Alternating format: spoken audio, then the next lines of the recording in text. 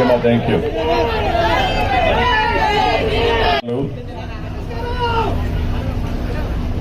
ఈరోజు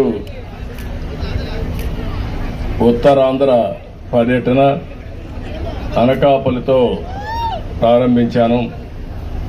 ఎందుకంటే నేను ఒకటే ఆలోచించాను, ఎక్కడైతే ఎక్కువ ఓట్లు వేశారో ఆ ప్రజానీకం రుణం తీర్చుకోవాల్సిన బాధ్యత మా మీద ఉంది. రాష్ట్రంలో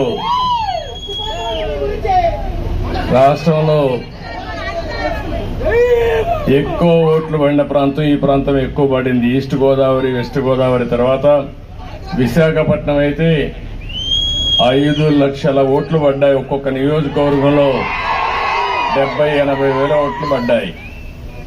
ఇక్కడ కూడా రమేష్ గారిని మీరు ఎంపీగా గెలిపించారు, అనిత గారిని ఎమ్మెల్యేగా గెలిపించారు. మామూలు మెజారిటీ కాదు, కళ్ళు తిరిగే మెజారిటీతో గెలిపించారు. అందుకే నేను కూడా మీ రుణం తీర్చుకోవాలని నేరుగా ఇక్కడికే వచ్చా. నేను ఒకటే మీ అందరికి విజ్ఞప్తి చేస్తున్నా, భగవంతుడు నాకు ఎంత శక్తి ఇస్తే అంత శక్తి ఉపయోగించి మీ రుణం తీర్చుకుంటాం.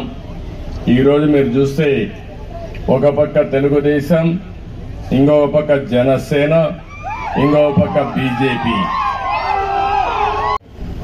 ఎన్డీఏలో మనం ముందుకు పోయాం.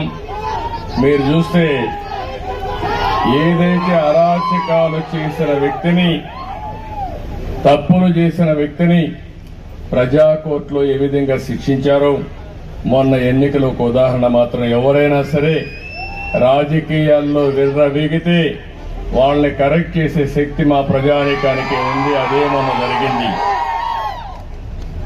ఈరోజు నేను ఎన్నోసార్లు మేమందరం చెప్పాం, ప్రజలు గెలవాలి, రాష్ట్రం నిలదొక్కోవాలి. ప్రజలు గెలిచి